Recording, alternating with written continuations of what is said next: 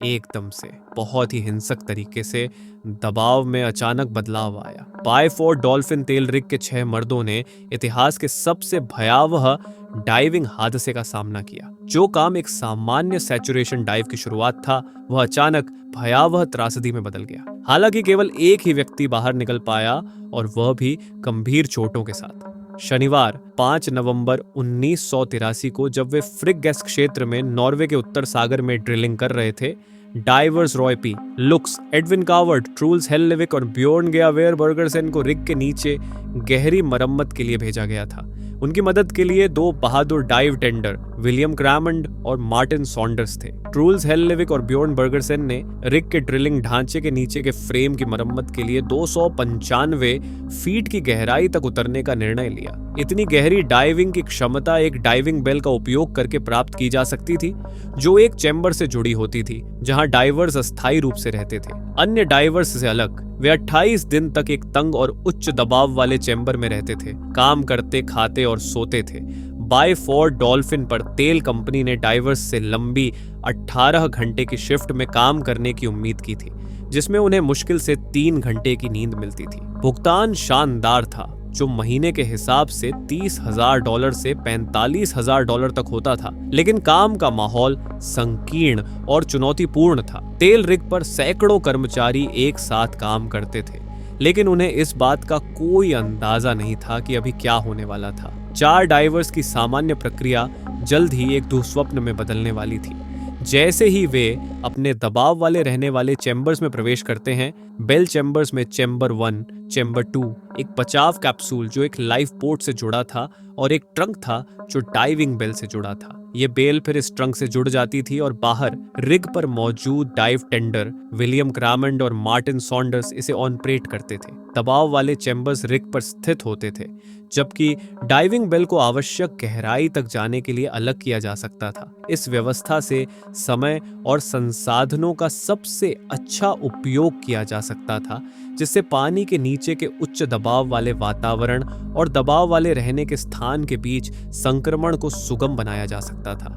जब पानी की सतह के नीचे डाइविंग की जाती है, तो दबाव किसी डाइवर का सबसे बड़ा दुश्मन बन जाता है। हर 33 फीट की गहराई के बाद वातावरणीय दबाव लगभग 1 एटमॉस्फेयर बढ़ता है। अतिरिक्त एटमॉस्फेयर शरीर पर 14.6 पाउंड प्रति वर्ग मीटर का दबाव डालता है। यह अपरिहार्य था, लेकिन ये सैचुरेशन डाइवर्स अपने काम की प्रकृति के कारण गंभीर सीमाओं का सामना कर रहे थे। डाइविंग में असली चुनौती गहरे पानी में उतरने में नहीं होती, बल्कि वहां से सुरक्षित वापस आने में होती है। जब डाइवर्स गहराई में जाते हैं, तो बढ़ता हुआ पानी का दबाव नाइट्रोजन और हीलियम जैसी गैसों को उनके रक्त प्रवाह में घोल देता है। यह प्रक्रिया उस दबाव के अनुपात में होती है जो गहराई बढ़ने पर उत्पन्न होता है। डाइविंग चैम्बर के भीतर डाइवर्स एक खास तरह की गैस का मिश्रण, जिसे हेलियोक्स कहते हैं, सांस लेते हैं। इसमें आमतौर पर हीलियम और ऑक्सीजन शामिल होती है। यह मिश्रण डाइव की गहराई के अनुसार समायोजित किया जाता है, इसीलिए इसे सैचुरेशन डाइविंग कहते हैं। यदि डाइवर्स बहुत तेजी से सतह पर लौटते हैं, तो दबाव का अचानक कम होना डीकम्प्रेशन सिकनेस या डी बेंड्स नामक स्थिति पैदा कर सकता है। इसमें रक्त में घुली हुई नाइट्रोजन वापस गैस में बदलने लगती है और शरीर में नाइट्रोजन के बुलबुले बनते हैं। यह स्थिति गंभीर मतली, चक्कर, जोड़ों में तेज दर्द, लकवा, यहाँ तक कि मृत्यु का कारण बन सकती है। इसे रोकने का एकमात्र तरीका है सतह पर धीरे धीरे लौटना, ताकि नाइट्रोजन शरीर से स्वाभाविक रूप से बाहर निकल सके। लेकिन तेल उद्योग में सब्र को ज्यादा महत्व नहीं दिया जाता। इस सामान्य दिन पर लाइफ सपोर्ट टेक्नीशियन ये सुनिश्चित कर रहे थे कि हाइपरबैरिक चैम्बर में हवा का मिश्रण डाइवर्स की जरूरतों के अनुसार हो। वहीं dive control team diving bell को एक क्रेन के जरिए नियंत्रित कर रही थी, जिसे डाइवर्स की गतिविधियों के अनुसार ऊपर नीचे किया जा रहा था। सुबह 4 बजे ट्रूल्स हेललेविक और ब्योर्न बर्गरसेन ने 295 फीट की गहराई पर 9 एटमॉस्फेयर के दबाव में मरम्मत का काम पूरा किया और डाइविंग बेल के माध्यम से सतह पर लौट आए। सतह पर पहुंचने के बाद डाइविंग बेल को उसी दबाव पर काम कर रहे चैम्बर से फिर से जोड़ा जाना था। इस बीच रॉय लुकास और एडविन काउवर्ट, जो अगले शिफ्ट में जाने के लिए तैयार थे, आराम कर रहे थे। सैचुरेशन डाइविंग में सबसे अहम भूमिकाओं में से एक टेंडर्स की होती है। ये टेंडर्स एम्बिलिकल को संभालने और डाइवर्स को सतह से जोड़ने का काम करते हैं। एम्बिलिकल वह मोटी लाइन होती है जो डाइवर्स को हवा की आपूर्ति और संचार से जोड़ती है। पहले के दिनों में टेंडर्स को डाइविंग बेल को प्रेशराइज्ड चैम्बर से जोड़ने की जिम्मेदारी भी निभानी पड़ती थी, जैसा कि बायफोर्ड डॉल्फिन के मामले में हुआ। टेंडर्स अपने डाइविंग साथियों की जिंदगी को अपने हाथों में रखते हैं, लेकिन इस दिन ये अनुभवी टेंडर्स विलियम क्रामंड और मार्टिन सॉन्डर्स पहले ही 12 घंटे से ज्यादा काम कर चुके थे। फिर भी वे पूरी तत्परता से ट्रूल्स हेल्लेविक और ब्jorn बर्गरसेन को वापस लाने के लिए डाइविंग बेल को हाइपरबैरिक चैम्बर से जोड़ने के लिए तैयार थे। क्रामंड ने कुशलता से डाइविंग बेल को चैम्बर से जोड़ा और दोनों डाइवर्स को सुरक्षित रूप से चैम्बर 1 में पहुंचा दिया। ये डाइविंग टीम पहले भी कई बार इस प्रक्रिया को अंजाम दे चुकी थी और इसे बिल्कुल अपने दिल दिमाग में बसा लिया था। सामान्य परिस्थितियों में डाइवर्स को आराम करने वाले क्षेत्र में जमा करना और डाइविंग बेल को हटाना अपेक्षाकृत सीधी प्रक्रिया होती थी। यह प्रक्रिया कुछ इस प्रकार थी: 1. डाइविंग बेल का दरवाजा बंद करना जो ट्रंक से जुड़ा होता था। 2. डाइविंग बेल में थोड़ा और दबाव बढ़ाना ताकि उसका दरवाजा मजबूती से सील हो जाए।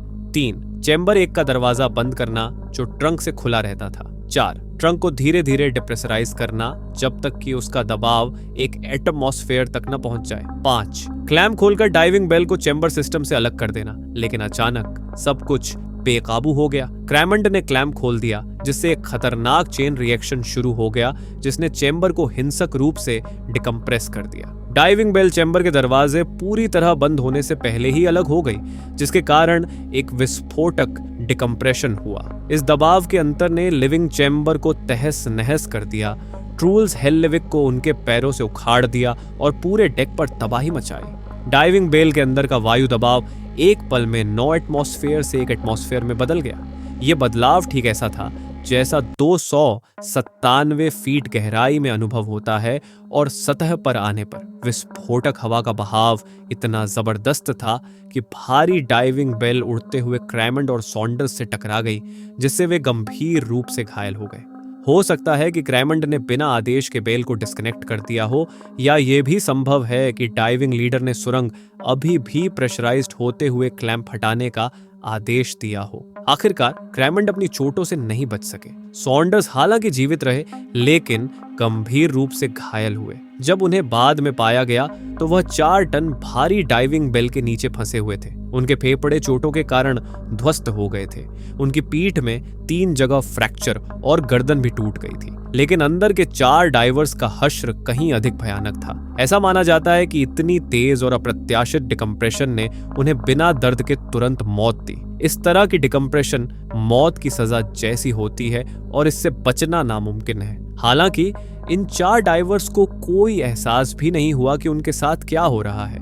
उनके बेहद करीब रहने वाले लुकास, काउवर्ड और बर्गरसेन के खून में घुली हुई नाइट्रोजन ने अचानक गैस का रूप ले लिया, जिससे उनका खून उबलने लगा। उनके शरीर के अंदर नाइट्रोजन के दबाव के कारण वसा ठोस बनकर उनकी धमनियों, नसों, दिल और लिवर में जमा हो गई। गैस के तेज दबाव से हुए विस्फोट ने डाइवर्स के खून और शरीर के टुकड़ों को चैम्बर के अंदर बिखेर दिया।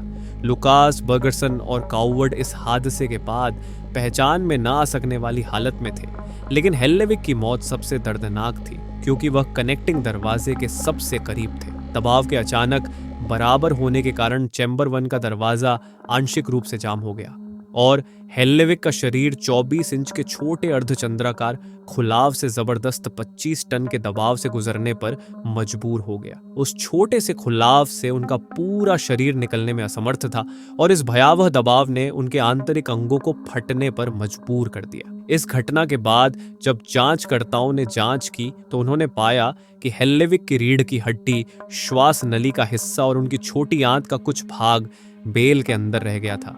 उनके अन्य अंग लगभग सुरक्षित दिख रहे थे, मानो उन्हें विशेषज्ञता से अलग किया गया हो और फिर अचानक उनके शरीर से बाहर निकाल दिया गया हो। अंततः इस दुर्घटना में कुल 5 लोगों की जान गई। इस हादसे की क्रूरता ने डाइवर्स के शरीरों को बुरी तरह क्षतिग्रस्त कर दिया, लेकिन चैम्बर में खून की मात्रा अपेक्षा से बहुत कम थी। शुरुआती दिनों में लोगों ने इस हादसे के लिए चालक दल, आपसी संवाद की कमी या खराब प्रक्रियाओं को जिम्मेदार ठहराया, चालक दल अक्सर 12 घंटे से ज्यादा काम करता था, जिससे गलती होने की संभावना बढ़ जाती थी। लेकिन कोई भी यह पता नहीं लगा सका कि आखिर वह कौन सा सटीक कारण था जिसने सिस्टम को गलत तरीके से अनलैच करने और इस भयानक मौत के दरवाजे खोलने पर मजबूर किया। चूंकि ग्राइमंड इस हादसे में अपनी जान गंवा चुके थे, उनकी क्लैंप खोलने के पीछे की असली वजह हमेशा के लिए रहस्य बनकर रह गई। इस तरह की आपदाओं से बचने के लिए हर ऑपरेशन के हर छोटे बड़े विवरण को पूरी तरह सही तरीके से अंजाम देना अनिवार्य है, खासकर दबाव आधारित ट्रांसफर की प्रक्रिया में। हालांकि नॉर्थ सी डाइवर्स अलायंस, जो सक्रिय गोताखोरों और पीड़ितों के परिजनों का एक समूह था, ने दावा किया कि बायफोर्ड डॉल्फिन पर काम कर रहे डाइवर्स को दोषपूर्ण उपकरण दिए गए थे। उनका मानना था कि दबाव चैम्बर प्रणाली पुरानी थी और इसमें ऐसी जरूरी सुरक्षा प्रणालियों की कमी थी जो इस हादसे को रोक सकती थी। ध्यान देने की बात यह है कि ऑपरेशन के दौरान इस्तेमाल किए गए उपकरण 1975 के थे और इनमें आधुनिक सुरक्षा सुविधाओं की कमी थी। एक मुख्य कमी इंटरलॉकिंग मैकेनिज्म की थी, जो क्राइमंड को ट्रंक खोलने से रोक सकती थी जब बेल अभी भी दबाव में थी। इस घटना के बाद अधिकारियों ने नॉर्वेजियन नियमों में संशोधन किया और सभी बेल सिस्टम्स में इंटरलॉक मैकेनिज्म को अनिवार्य कर दिया। फिर भी कई लोगों का मानना था कि इस दुर्घटना की एकमात्र वजह लॉकिंग मैकेनिज्म थी। दशकों बाद कहानी बदली।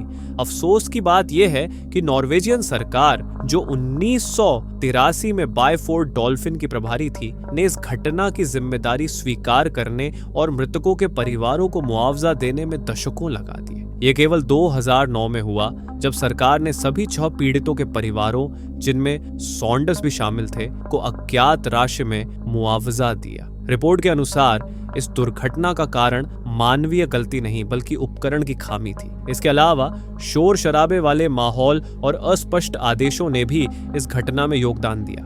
बायफोर्ड डॉल्फिन रिग ने अपने 4 दशक लंबे करियर के दौरान विश्व के विभिन्न स्थानों पर ऑफशोर ड्रिलिंग में प्रमुख भूमिका निभाई। आखिरकार 2016 में इसे सेवा से हटा दिया गया और इस प्रकार तेल और गैस उद्योग में इसके घटनापूर्ण करियर का अंत हुआ।